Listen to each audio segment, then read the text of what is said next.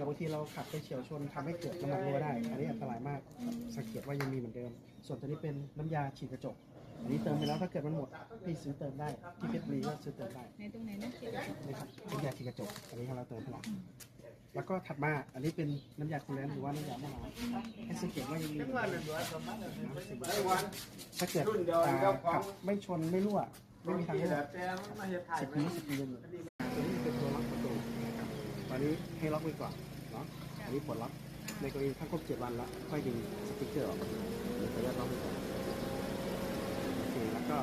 ในส่วนของตัวปุ่มนี้ครับเป็นสต็อปปั๊บในกรณีนะครับถ้าเกิดเราไม่ปิดรถมันจะหรือว่าเวลามันจะดับเครื่องเองออโต้